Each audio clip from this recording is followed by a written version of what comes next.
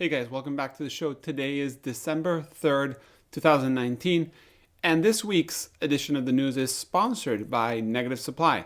If you don't know about Negative Supply, they're a small company producing products for digitizing your film. It's a whole ecosystem basically to help you scan your film with a digital camera and a macro lens. I've talked about them in the news. I made a couple of videos and now they're sponsoring the news for this edition, a couple more. So I'm very excited to have them on board. I'm very excited for the products they're announcing, and there's a couple in the news this week. So thanks to them, the news is here for you guys. So let's start with them. Negative Supply is announcing the 120 version or the medium format version of their holder. So you remember they came out with the 35 holder Mark 1, then they came out with the Pro Mount 2, then the Pro Riser, which is basically a reproduction stand. Now they're coming, and then they came out with the 4x5 and the little slides that are mounted and stuff. Now they're coming out with the medium format holder. It's not going to be an accessory for the 35 like a lot of people thought. It's going to be its own holder itself. It's going to work for 6x9 and then smaller formats with inserts, so you'll be able to change the inserts and go from 6x9 to 6x8, 6x7, 6x6, 645, I'm guessing. It's going to show some of the border, but not all the border, so you won't be able to see the Kodak Portra or whatever that a lot of people like to see when they scan. It's going to have, let me think, I'm reading. It's going to be a Kickstarter, so starting around the beginning of next year, so I think around January 6th, I think that's what they're aiming for. And another thing that people are going to be questioning is pricing. They didn't give me the exact price, but they did say with the amount of work it will take, it will be a little bit higher than the 35 mount. So if you've seen the 35, you can guess how much the 120 can be, sort of. And one very important thing is nothing touches your emulsion while you're transporting and advancing. So that's a good thing because I've seen those 120 little slicers that scratch all your film, at least mine. So it's very good. So you can load your 120, advance it, and then scan with your digital camera. So that will be all coming around January 6th, at the beginning of the year. You can already go to their website and sign up to be, on the mailing list to know when it's coming out. Maybe you want to be one of those first early backers, or you just want to see the price or want to follow the campaign. In the 35mm one, they actually sent their devices 2 months just after the campaign. So they want to try to keep those same dates. So if it comes in January 6th, let's say a month, 2 months after that, they should be shipping their 120. So it's very exciting to see. That would pretty much close the ecosystem as far as I can think of. Maybe they'll do other solutions, but so far they would have 35 with sprockets, 4x5, 120, and the Pro Riser and Pro Mount. So it's pretty cool to see the whole ecosystem coming together. Then another good thing they've been asking me and told me about is they're accepting submissions. So if you already are an owner of Negative Supply, they want to know about your feedback. So they're looking for customer feedback and they're looking for customer images to share. And then if there's going to ever be beta testing done, it's going to be to those people that send feedback or send submissions. So that's very important if you want to be one of those beta testers. I was one and I made a video, and it's very exciting to try. I honestly wasn't thinking I would enjoy the device as much as I did. And yeah, I highly recommend you check it out. And they need to see what people's issues are and try to solve them. So if you're having issues scanning with their device or with different ones, you might want to check it out and leave them some, feedback. Then in another news, we have One Instant gave a little update, actually pretty big update about what they were doing, how they're, slowly catching up on orders from the Kickstarter. And they're working on a little bit an extra security for the dark slide. Supposedly some people have been pulling out the dark slide by accident. Mine was extremely hard, so I couldn't see that being a problem, but maybe because it's handmade, there's been issues. And they also actually mentioned the video I made about them, not only the one of using it and unboxing it, but also the one about what do I expect from One Instant. And so far, it was extremely nice to see them, suggesting my videos and commenting about what I thought about it. And I highly recommend you check the update. It's open for everyone. You don't have to be a backer. So that's pretty cool. Then we have Negative Lab Pro is coming out with, well, came out with their 2.1 version. It's a free upgrade for anyone that had the 1.0, which probably upgraded to 2.0. Now it's 2.1. There's a couple of things they've added, and I'm going to mention them over. It's going to be add film metadata, so you can add, aperture, shutter speed, and such if you're wanting to take notes. Dynamic exports, black clip and white clip control. Linear flat and linear deep profiles, dual luminant view scan, silverfast raw profiles, universal compatibility for raw DNGs. So there's a bunch of stuff. Improved low contrast control and such. So if you're one user for Negative Lab Pro, you might want to check it out. If you still haven't, you still have those 12 images of, he gives you samples, and I don't think they're watermarked, so you can do them. Check it out. If you like the conversions, you can purchase it. If you don't, you can just continue with whatever system you're using. In other news, we have Stenopeika coming out with a new Hyper Camera Mark III, and he's called them butterfly wings because the bottom kind of looks like butterflies. Hopefully I'll be getting one very soon to test out and let you guys know, but it's his entry-level 4x5 camera by Stenopeika, new version. I think he's extended the bellows a little bit and he's changed the bed and stuff, so that's pretty cool. Then, remember last week or the week before, there was a 5x7 3D printed camera you can download from, I think, Thingiverse and print it yourself or order it from stores that do, on-demand printing. The guy's called Morten Kolve. I'm sorry if I said that wrong. He's come out with a Travelwide 3D print camera. So anyone remembers the Travelwide, it was a very successful Kickstarter. Cameras were pretty awesome. The company disappeared. I think they had major issues between customers. Some people were not so happy. Kickstarters can be pretty tough on people. And Morton has come out with his own version of the Travelwide or similar. So 4x5 point and shoot, helical focusing, hand holdable basically.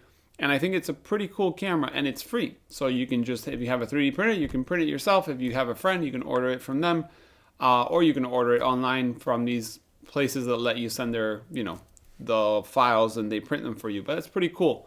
I'm pretty excited to see 4x5 handheld photography become a thing nowadays. Then we have another campaign or another product that's come out without a Kickstarter, and that is the Coyote Camera Works, the Instax back for the Mamiya RB67, very much like Reservoir, but this one's a all-in-one solution. So you buy the device, which they've sold out. The first release has sold out, so don't go ahead and buy it. You can write them and maybe they'll, have a second run very soon. You basically add that back to Mamiya RB. You load it with Instax, I think Mini and Square. It does both formats and you're ready to go. Has a frame counter, uses batteries, etc., etc. So that's super exciting and the product is done. Also, Photoklassik, which just came out, the new number, is the first number after the Kickstarter, which I have an article in, the news as always, has a full article on the Coyote Camera Works. So if you're doubting how it works and how good it is, you can buy the Photoklassik. I'll leave a link below to Photoklassik for anyone that wants. And you can subscribe or buy that one number and support the written articles on magazines. Then we have Cinestill, which had partnered with Labbox, and they've been distributing Labbox in the US. And a lot of people have been very polarized between Labbox being good or being bad or not working with certain films. So my guess is they've opened their spectrum to different partners and partnered with Jobo. So now you can get your Cinestill products, which is a Jobo mono developer, so the monobath developer, in a roll of 35 for a special price. So if you're trying to get into developing, it's a good one-stop shop where you buy a monobath, a roll, a tank, and you can develop. So that's pretty cool to see from Cinestill and Jobo teaming up. Then something that I read online that I don't know to what extent is happening already, I mean, news from here is very hard, is Foma's come out with a new Retrobrom paper, which is supposedly a new Darkroom paper, and it works, I've read, especially well for litho printing. But I can't really say much more. I'll leave the link to the store, not even on their website. It's not even there. So you want to maybe buy and test it out and let me know. I'll be happy to hear. Another paper that's kind of fallen out of the sky, nobody really knows, is Silverchrome, another store that has a new line of paper. It does look very much made by Harman, but there's no news on Harman coming out with new paper in any way. Does seem to be Darkroom paper, but I can't read the language it's in, which I think is German. But you might want to look it up, and if you're German, you can let me know what kind of information you can gather from that. Another cool little collaboration, and I think this is pretty exciting for some people, especially the younger generation, and maybe you have a local store. Urban Outfitters, the retailer for clothes, cool stuff, cameras, lomography, Polaroids, all these kind of things they sell, is teaming up with the Darkroom, the lab in California, and they're going to have mailers at the stores or even online. So you can order or go to your store, get the mailer, put your film or disposable camera, send it to the Darkroom. So that's super cool that they're, finding ways to work together. I think labs should think like that more often. And if you have an Urban Outfitters close to you, go check it out. Maybe it's cheaper to do that than send it yourself. Then, one of the biggest news last week was Kodak Alaris has announced a price increase. And this came from Camera Rescue, who got the email from the distributor for Finland and stuff. And basically, the whole news is Kodak Alaris is raising prices of all their films substantially. There's no percentage yet, not a 1%, not a 20%, nobody knows. The problem is that supposedly Kodak Rochester, remember Alaris and Rochester are different companies right now. Kodak Rochester makes the film, Kodak Alaris distributes and markets the film. Still film, not the moving film, so no cinema. Cinema is still under Kodak Rochester. So Kodak Alaris is saying that the prices are going up because Kodak Rochester has raised the price. But Kodak Rochester has explained why, which is very rare to see. Just explain why prices are going up, which shows to me a nice understanding of the market. People need to know. Supposedly, we all know demand has been really high at Kodak. They've been putting money into the finishing line. From one of my Patreons that went to visit Kodak Rochester and saw the whole manufacturing, he said the coating was not a problem. They could coat tons of film in no time. So basically, making film is not the problem. The problem he found was finishing film. If you know, film is made into big jumbo rolls. Those rolls are split or slit into pancakes. Those pancakes are then perforated for 35, non-perforated for 120, but they have to be cut, and then you got backing paper, and the 35 has to go into your little canister, which has to be made in-house by Kodak and stamped and loaded and all that. That is supposedly what the problem is for Kodak. The cheaper films like Kodak Color Plus and Kodak Gold are sold by the thousands daily, and it's a great entry-level film, and usually around 3 to 3.5 euros. This is the problem, is putting it into the canister. So Kodak supposedly has invested on, I guess, new machinery, or maybe putting new machinery soon, and that is going to make this price go up. They're putting this investment. They need a bit, maybe a reasoning to, fund it or whatever it is. We do know that Kodak Alaris and Kodak Rochester are both in economical problems at the moment. They went bankrupt, and there's a long story there. I'd probably make a video only on that. So the big news is that Kodak is raising prices, but it is due to the increase in demand and the fact that they had to put maybe new machinery, new investments in Kodak Rochester.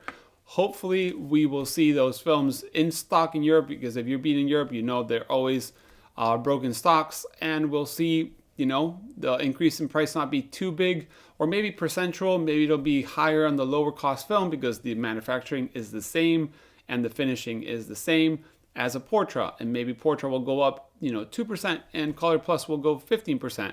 I wouldn't mind that, because probably sales of Color Plus are much bigger than the Portra sales, but that's going into opinion. I might do an opinion video. If you want to see an opinion video on the Kodak pricing, send a comment below, let me know. So yeah, that was one of the biggest news. A lot of people have jumped on it to make articles, to scream, troll, fight.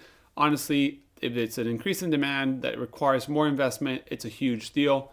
There was a video that I made of Mirko from Maddox at the Helsinki Photo Fair, where he said that new factories, or existing factories, had to raise the prices so they could invest a small amount into making new machinery, training new people, fixing old machinery.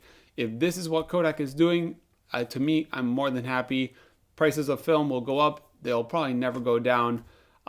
Film today is actually probably cheaper percentually than it was back in the day. I remember being 17 and film was not cheap at all. So that'll be for the opinion video. So yeah, guys, thanks for watching. Thanks for Negative Supply for sponsoring the news.